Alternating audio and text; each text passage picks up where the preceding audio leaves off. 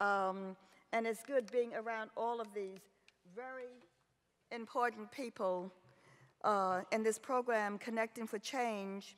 Sister Angela, Sister Disa, people who have helped so very much to make sure this program goes off. They've given me 19 minutes, so I'm going to try to take advantage of it. And thank you for coming out on a Friday. It is Friday, right? I've been on the road, I'm not sure. I want to begin with two quotes. Camus' remark upon receiving a Nobel Prize, the Nobel Prize for Lit, said the nobility of our calling will always be rooted in two commitments: difficult to observe, refusal to lie about what we know, and resistance to oppression. And a poet, Robert Hayden, wrote, "It is time to call the children into the evening quiet of the living room and teach them the lessons of their family and blood." The thing I want to say is that watching the young people down in Ferguson, they're also teaching us the lessons of the blood, are they not? Would you give a clap for them?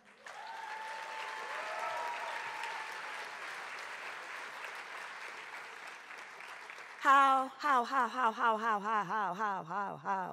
can I bind you together, my brothers and sisters? How can I bind your old wounds so that they stay dormant till newer surgical methods come about? How can I bind you together, my brothers and sisters, away from racism, sexism, homophobia, exploitation, militarism, extreme materialism, towards unity, with varying shades of color, moving the world in tune to sanity, love for self and others, respect for self and others, ambition without exploitation? How can I weave you into a rainbow symmetry, letting your brown, yellow, white, and black laughter sprinkle our lives with non-destructive tints? How can I bind you Asians, Latinos, whites, Africans, African Americans, Native Americans, Jews, Chicanos, Muslims, lesbians, gays, transgendered, bisexuals, away from an Orwellian image of the future of a boot smashing a human face forever? How can I bind you to responsibility in a non-responsible world? How can I bind you to yourselves so that you know that the human face will triumph over the boot forever? Perhaps through telling you that if we drop our twin seasons of privilege and inferiority, we will see a world free of myths and social ills.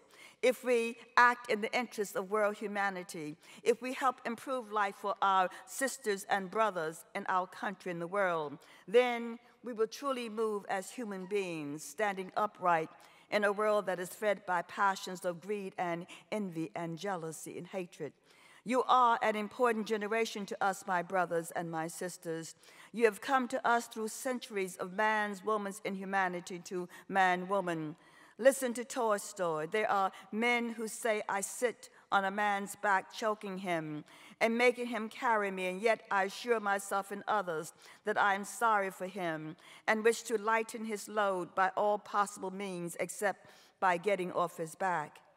You are important to us because this earth can no longer hold those people who choke us or who are choked. We need you, my brothers and sisters, to learn, to build, to lead, to educate, but in a way that your eyes take on different landscapes and become more human.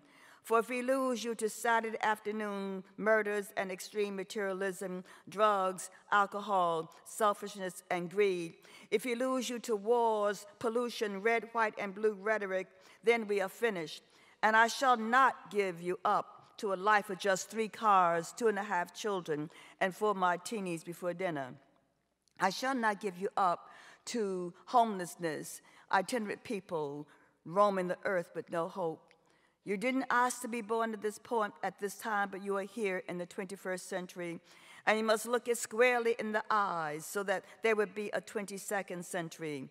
Your fate is to be blessed and burdened with knowledge that no other generation has known or tasted. You will walk with a technology that stuns the mind. You will walk with a history of Africans jumping, screaming in an ocean in protest to the obscenity called slavery in the Americas. You will walk with a history of Native Americans defending their country against invaders, walking their Blue Death walk of relocation.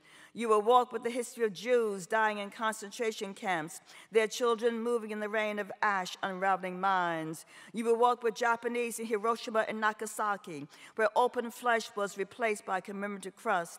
You will walk with the terror of 9/11. You will walk with madmen goose-stepping in tune to Guernica. You will walk with the memory of Katrina when life was low and the rivers rose and all that was thought and we sang was rumored to be forgotten. You will walk with the slaughter and rapes in Bosnia and the Congo, Liberia, Syria, Rwanda, the many massacres of the spirit and body. You will walk with the Ebola outbreak in Africa and the world. You will walk with drugs in suburbia, North Philadelphia, South Philadelphia, Amler, Bronx, Beverly Hills, Park Avenue. We will walk with 4 million gallons of oil exploding in the ocean, leaving the Gulf Coast startled by an avalanche of death and greed. Yeah, yeah. Yeah, yeah, yeah, yeah, yeah, yeah, yeah. Step right up, I say step right up, step right up. A good sale on girls and boys today. Now give me my crack, crack, crack, crack, crack, crack, crack, crack, crack in my mind. We must finally say, I hear your daughter's laughter in the wind. I see your son riding on the morning waves. They're in our eyes, and we will never let these intoxicating ideas of race superiority, economic superiority, social superiority, sexual superiority, religious superiority terrify the earth till it swallows us whole again. Your fate today, as you begin your walk towards abundance, is to say, I remember. I shall always wear memory on my forehead. I shall never forget the earth, the sea, the people, love for peace, justice, and truth in education. I shall always be arriving as I am today, a ceremony of thunder, waking up the earth. And if we do, then we know it'll get better on this earth. If we work for peace and racial and sexual and social and religious justice and economic justice and educational justice, it'll get better in 3 words.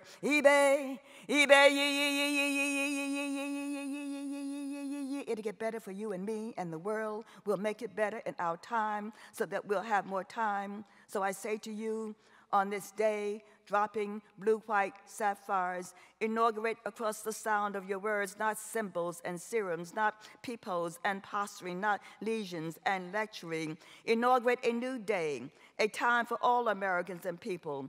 Inaugurate like new men and women should, coming out of themselves towards peace and justice. So come with yourselves, singing life, life, life, singing eyes, singing hands, alarming the deaf singers that you have come to celebrate life, not death, but life, and life, not death, but life, until we become seeing men and women again. Inaugurate a new way of breathing for the world, a new way of breathing for the world, and it will get better. eBay, eBay, eBay,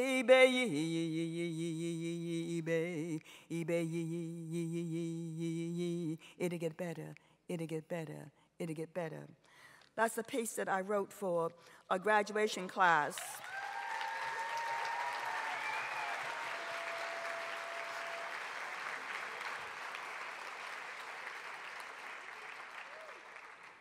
And a piece that I wrote. One of the things, I served 2 years as the poet laureate of Philadelphia. And one of the things I asked is that we would do a peace mural.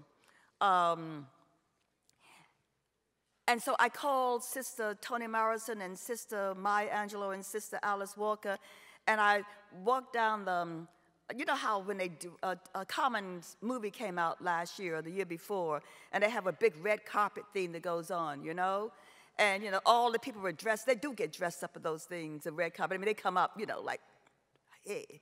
And I came looking like my regular self, right? But I'm walking down the carpet with Common. I said, man, we need younger voices on this mural. Would you do a peace haiku? And he did. If you visit Philadelphia, go to Broad and Kristen Street. There's this beautiful peace mural in the city of Philadelphia, a city, the first peace mural in the world, in the United States. Think about that. And in that place, you can see all these beautiful words by Martin Luther King and Sister Toni Morrison, Sister Alice Walker, and Sister Maya and Brother Common. You know, they're on the wall talking about peace. when I said I want to do that, someone said to me, oh, Professor Sanchez, there's nowhere on this earth we're ever going to have peace. You know, mankind is just really, will not do peace. And I say to you, no, I'm talking about peace for young people. I'm talking about young men and young women not discovering the geography, of places like Korea, places like Syria, places like Afghanistan, when a bullet hits them and they fall to the ground, and as their eyes will say, this is Afghanistan. Right. Think about that. The idea of peace, my brothers and my sisters. That's what we're talking about finally on this earth.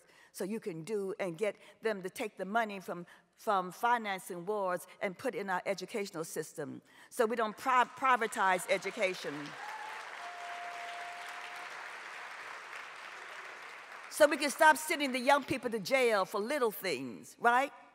Little things, people. Okay, that's what we're talking about.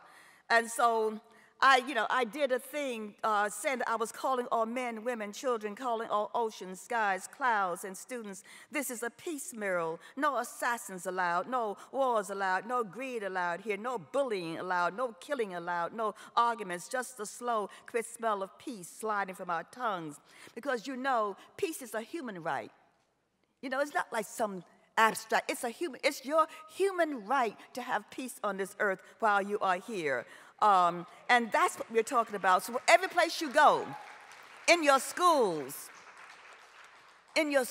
promote peace. In your churches, your schools, in the junkyards, into the streets, into the rivers, in the boardrooms, and the bathrooms, right? In banks and corporations, into the Congress and the Senate, the courtrooms, and the courtyards, in the White House, and the hospitals, men, women, and children sometimes genuflect death. We want them now to genuflect peace, because peace is a human right. How many days do we have to smell peace on this earth until this earth says, I'm going to swallow this group of human beings whole, because you don't even know how to walk upright as human beings. You promote war constantly, not peace. You promote programs that talk about scandal instead of peace. You promote programs that talk about revenge instead of peace. Isn't that something? Or forgiveness even. Girl, let me tell you something. That old B came into the house and I said, get out my face. I'm going to beat you up because you ain't nothing but a hoe. Can you imagine that's on television for your young people? For the young people, which is teaching you that women never get along. Women can never move peacefully with each other, right? I mean, that's what this is all about, you see. Not to teach you the exquisite idea of peace, and saying if someone says something mean to you, you don't want to say, I'm going to kick you, I'm going to beat you up. But no, you back away. I come from New York. And my early work is that I would slice you up with my tongue and think nothing about it. But what I realized, it didn't change anything. What changes things is when you back up and say, my dear brother, my dear sister, I didn't mean to offend you. Can you tell me how I can correct this? So you can have peace. And what you do is you bring that other person up to your level. Yeah. You don't go to their level like, y'all gonna get down, we're gonna really duke it out. Duke what out, dude? Huh? What you gonna duke out? What you doing? What you talking about? Because then what you do is that you are moving on to that prison industrial place where they want you to come anyway, looking like you look, whatever. That's real, okay.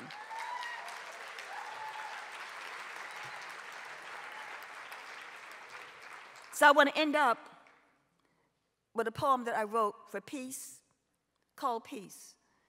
I was teaching in a place called Hartford, Connecticut, and I had some young people for a whole week, and at the end of 3 hours, the young brother stood up and said, I call everybody brothers and sisters, okay? He was a young white brother, stood up and said, Professor Sanchez, I feel so peaceful in here and protected. I went to my teacher and said, can we have a conversation about peace? And my teacher called me a terrorist. A terrorist. Hear that? And he was so angry that he was crying, and the whole group surrounded him and embraced him. At the end of the week, when I read at the university, all the students read, and people gave him a standing ovation because he had written this beautiful poem about peace.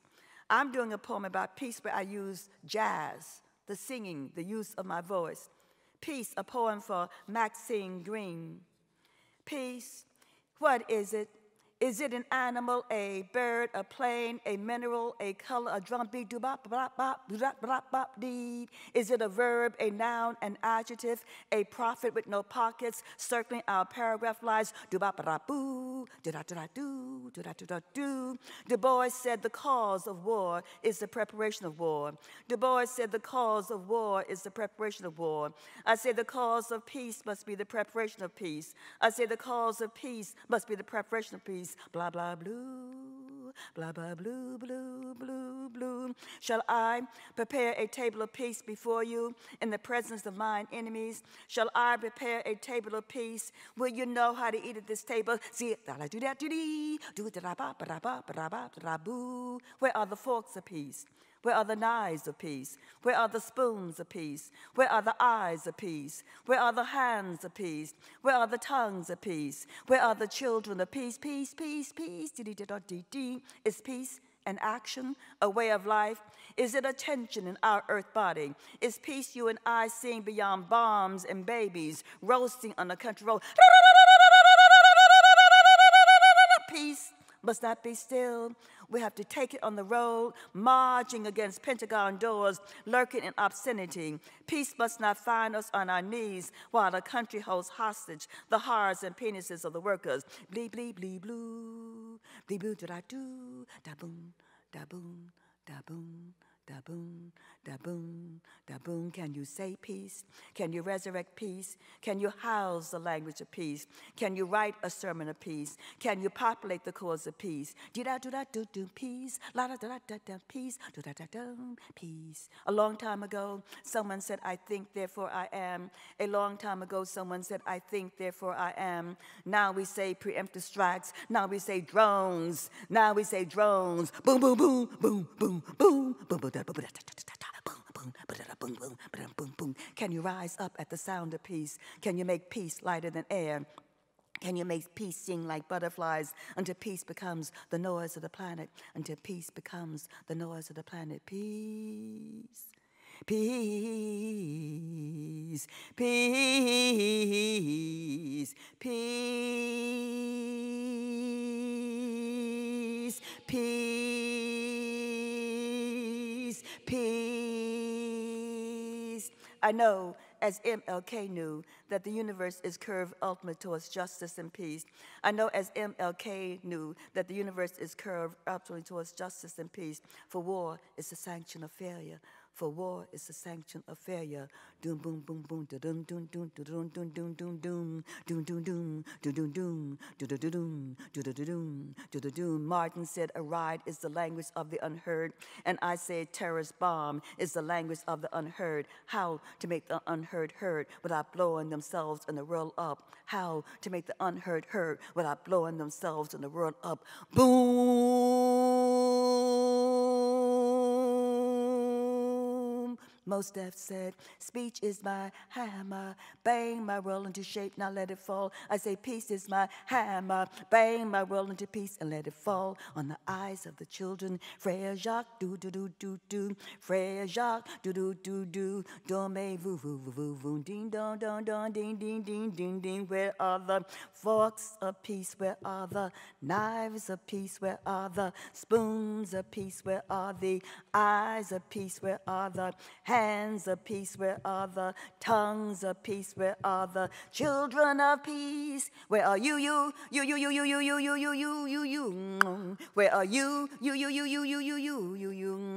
Where are you, Thank you.